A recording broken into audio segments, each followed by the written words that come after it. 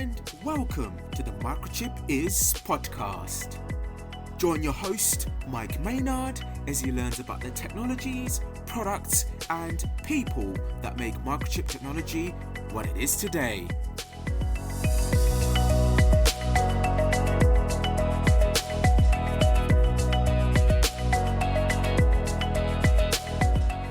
Welcome to the Microchip Is podcast. Today, I'm finding out that Microchip is USB. I'm talking to Dave Sroka. Dave is the USB Product and Strategic Manager at Microchip. Welcome to the podcast, Dave. Glad to be here. It's great to have you on. We'd like to start learning a little bit about your role at Microchip. So can you tell me a little bit about what you do at the company, please?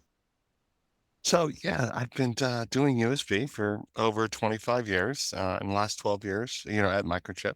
And I'm the strategic marketing manager for USB. So drive a lot of the product roadmap. And then I do specifically a lot in the USB 2 hubs and the automotive area. It sounds like quite a bit. I mean, how many products do you actually have for USB at Microchip? Well, I would say well over 200, which is just amazing. Looking at the other, companies I've been with, and we really do have a great portfolio. We have the physical layer transceivers, we have card readers, and then right now most of the business has gone to the USB hubs because hubs are very difficult to do, and we do them very well. So people don't integrate them into other chips, so it's still a standalone chip, and that's really where we excel.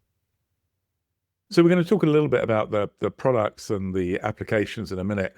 But I mean, I'm interested. You said you've been working an awful long time with USB. I mean, how long has Microchip been in the market? And does it actually matter you've been around for so long? It really does. I mean, it's sort of cliched when people say, "Oh, yes, we've been in the market for so long." But for connectivity, it matters a lot because you build up things like the interoperability and the compliance labs, and we have a compliance lab that we pretty much mimic, what third parties do, and we take our products through that first. And then since we've been doing it so long, so basically from the 2000 knot timeframe. We are actually part of what they call the gold tree of compliance. Some of our parts are literally the standard that they test against, as well.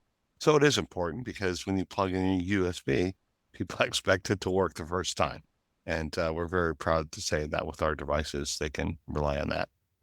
So it's interesting. Can you, maybe explain to some of the listeners why there are problems with interoperability? It seems like, you just follow the standard and everything will work, but it's probably not that simple. No, absolutely. I mean, there are many factors, like your board design is a big impact. The connector, that you use, the quality of the cable that you use. So all those things come into it. So, we have a lot of knowledge-based, articles and things on the website that we really help customers, through those items, and then they can actually send us their board layout. And we actually, evaluate it and stuff so that, traces are short and things run in parallel and things like that. And then in our devices, we actually put in some capabilities, one is called Fly Boost, where they can, magnify the strength of the signal, and VeriSense, which sets the sensitivity of the receiver. So yeah, all those things are important. And again, it all just comes down to giving the user the best, experience that they can get. So let's talk about where people actually use it. So these users you're helping, what are the core applications? Because you're not targeting USB and PCs, right? Correct. I mean, so USB ships, still, I think it's like an amazing number, like 2 billion, units a year. But a lot of that is integrated into microcontrollers and different, system on a chip kind of applications. So for us, though, we want to sell, we sell chips. When we look at our applications, and as I said earlier, where hubs really do a great job, is in subsystem connectivity. So think of like a POS system is probably the best one, where you'll have a card reader, you have a scanner, you may have a scale. We actually have a demo where all those different subsystems are connected, via our hubs. Sometimes over USB, sometimes over another interface that we bridge over USB. So it's very unique, right? And the other thing I should mention, of course, is Microchip being a great microcontroller company, all of, our, microcontrollers offer USB connectivity. So it's a very good synergistic, system and support that we can provide. That makes a lot of sense there. I'm interested. The PC market's moving very quickly to USB 3. Presumably, the embedded market, it's not moving quite as rapidly. Is there still demand for USB 2 in embedded applications? Yeah, it's really is when we look at our business, USB 2 is really the go-to technology for embedded applications. And again, we do a lot of things in the hub market, and in the hub market, it all depends then on what your host capability is. So as PCs, have gone to USB 3, but what we've seen that in the embedded market, the microcontrollers, again, they have tended to USB 2 hosts. So there's no reason to do a USB 3 hub when you only have a USB 2 host. So we very much, follow what's going on in the marketplace on the microcontroller side of things. And that is really where, yeah, it's totally dominated by USB 2 hosts being included and integrated into the microcontrollers. There really are very few, parts out there that have the USB 3 host integrated into the system on a chip or microcontroller. So, yeah. But again, we offer USB 3 hubs, as well. So when that market starts to take off, yeah, and we see some elements of that right now. We'll be there, with those products as well. I mean, we have those products as well.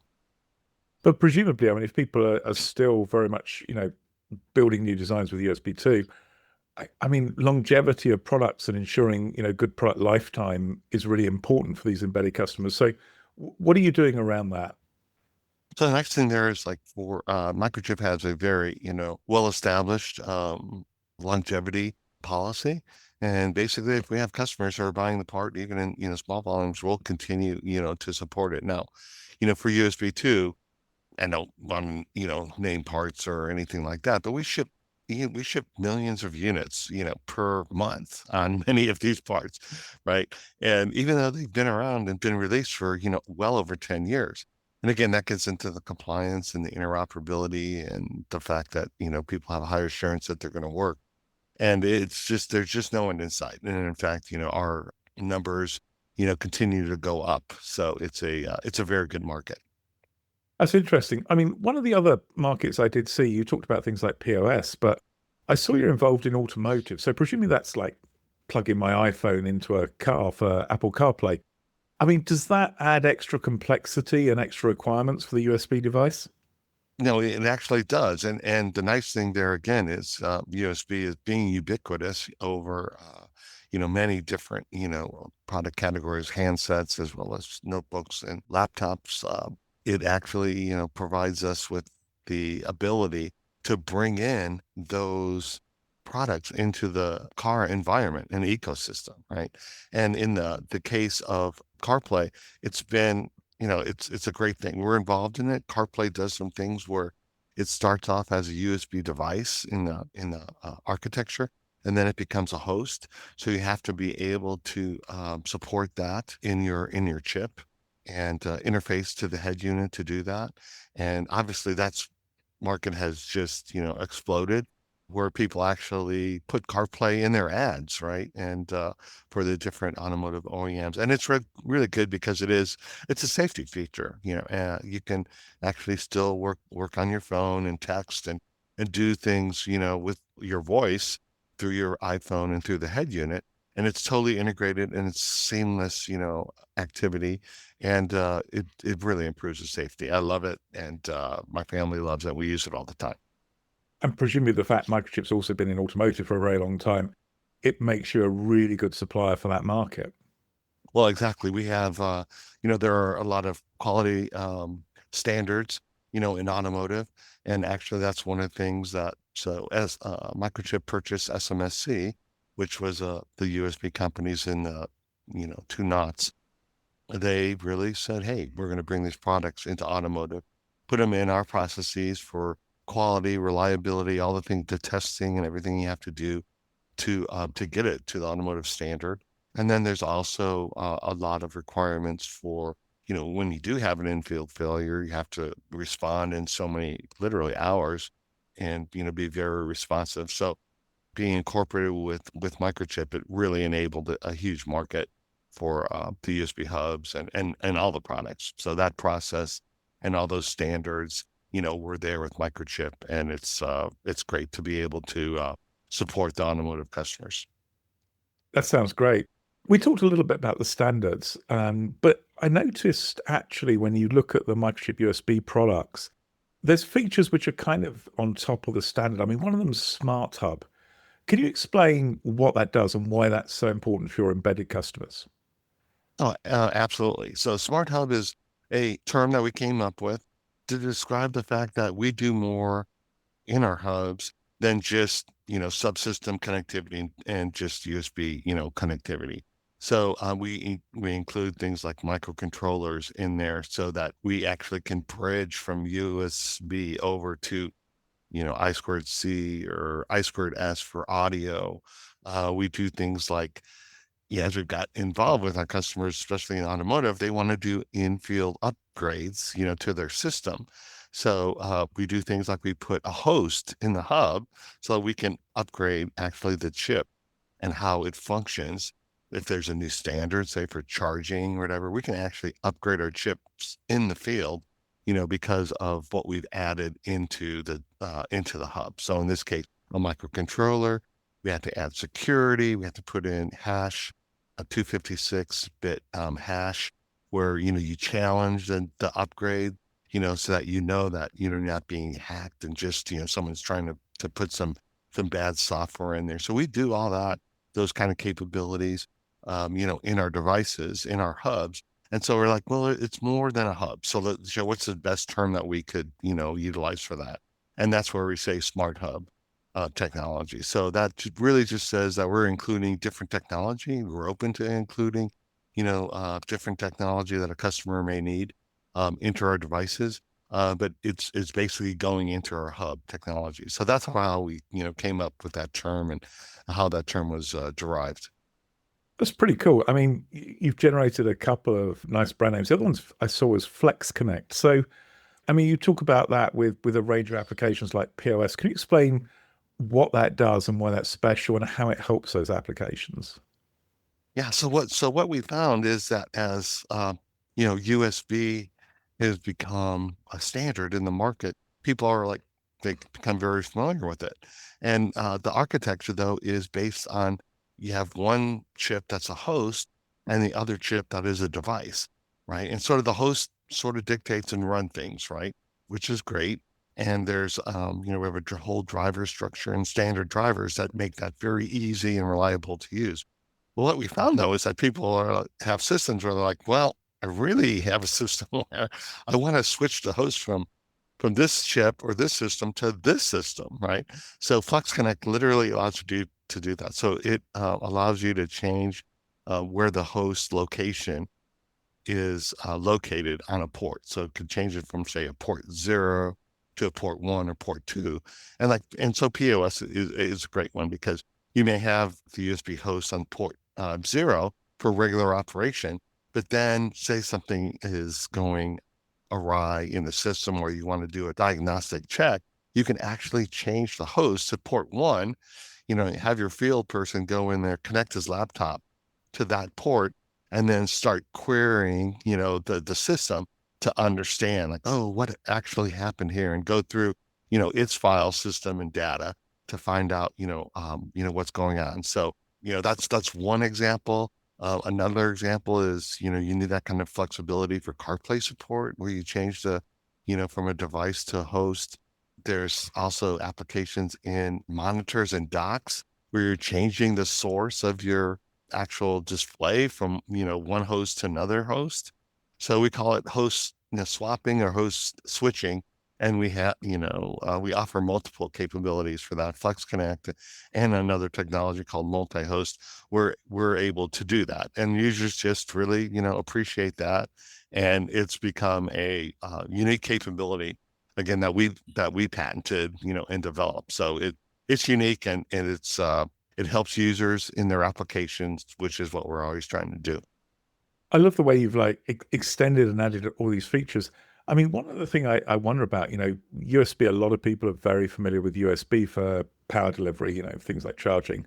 What can people do with Microchip USB if they need to deliver power over the standard? So, yeah, absolutely. So USB is known for great data connectivity, but I think probably over the last 5 or 10 years, charging is a huge capability. So, when the standard first started, the charging capability was only like 5 watts and then 7.5 watts. Now you can go, in the standard mode, to 100 watts and even above that for different applications. So most of the applications that we see are under the 100 watts capability. So what we said was, well, you're going to use this port for data. Let's support the charging, as well. And so we have the algorithms in there and the control mechanisms in there to control the DC to DCs. Of course, when you're talking power, then you also want to talk about thermal, constraints. So we actually have, included thermal diodes on our chip so we can monitor the heat. We have added more A to D controllers so that you can put temp sensors in and basically we have algorithms that monitor the temperature and stuff so that if it gets too hot, it literally throttles down the power. And then as it cools off, you can go back to power and then to higher power. And then we have the capability also to do power balancing where we can switch the amount of power based on your power supply from, one port with a higher charging capability to another port that's a lower charging capability, depending on what, the user wants. So all those things, we've tried to, again, look at what the users need and put those capabilities in our chip. And then those typically are controlled by just register settings. So customer doesn't even have to worry about running that software or anything. They just set some registers based on what our, algorithm flow is, and they can have those capabilities pretty much with their standard device. That's amazing. There's so many features. I'm sure that there's engineers listening that will want to go and start developing or at least trying some of these capabilities out. So what resources does Microchip have available to help engineers use your products? So, obviously the web is where everyone starts, and we always, would say, to start there. And, the data sheets are there, which is still the highest priority document of support for the customer. But then, of course, we take it much further than that. So we have the knowledge-based, articles. We have the description, like for power delivery. I think our register settings and what the capabilities are, it's captured in an application note, which is about 500 pages, right? So, it gives you all the detail you would need there from a documentation perspective. But then we also develop, reference designs and evaluation boards, which, the customers can buy to really get them kick-started on their actual, circuit board design. That's awesome. I mean, presumably you're also working quite closely with some of the other Microchip business units because there's a lot of products, not least microcontrollers, where they really care about USB. Absolutely. Microcontrollers and USB is just such a natural fit there because now you can have one microcontroller with one host port, but if you need, multiple connectivity for the subsystems, you can use a hub. We offer a 2-port hub, a 3-port hub, 4-port, 7-port. So depending on what you need, then, you can really extend the capabilities of your microcontroller. And then because we offer I/O bridging, you can maybe use a microcontroller with less I/O and then just, use the hub for the USB ports and also for bridging I2C, GPIO, SPI, all these different interface standards. So in a way, the two really allow you to optimize, your system cost and get the best, fit for your overall, application. Oh, that's fantastic. I mean, Dave, you've been so generous with your time. There's been so many things you've talked about. I think I need to ask you, is there one thing that people should remember about Microchip and USB products? Yeah, I would say, we're a leader. Obviously, we've talked about all the things and innovations that we do, and our portfolio is very large from USB 2 to USB 3 and, different capabilities and power delivery. So, what that means to them is as it gives them, the best overall system fit and hopefully lowers their overall BOM cost, for their system. And then, so we're a leader. And then the other thing is that we continue to innovate and to invest in technology, which, in USB, believe it or not, we're probably one of the few who still see, the fact that, hey, there's there's needs here that are unfulfilled and needs that are developing. And so we continue to develop, to those needs. And we're always interested, in working with the customer and developing a device. And in fact, we're doing that, right now for some of the data center customers. So yeah, it's, we're a leader and always listening to our customers. That's what I would say. That's fantastic. I mean, if somebody's listening and they've got, either a question or they want to just keep up to date with Microchip USB products, what's the best way to do that? Realistically, it's, to work through our website. If there is a technical question that you have, we have a whole customer support system and ticket system, that we work through. And, we review those, on a weekly basis. I will, I see those, when they come in.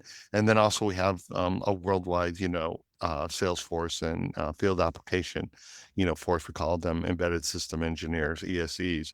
And so reach out to them as well. So hopefully between the two platforms, we will have you covered. Dave, I mean, it's been fascinating. Thanks so much for your time.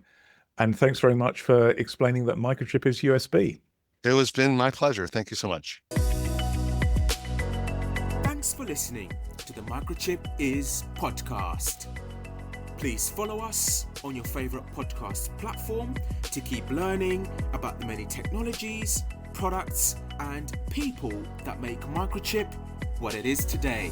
Look out for our upcoming Microchip Is podcasts and our new Beyond the Microchip podcast series.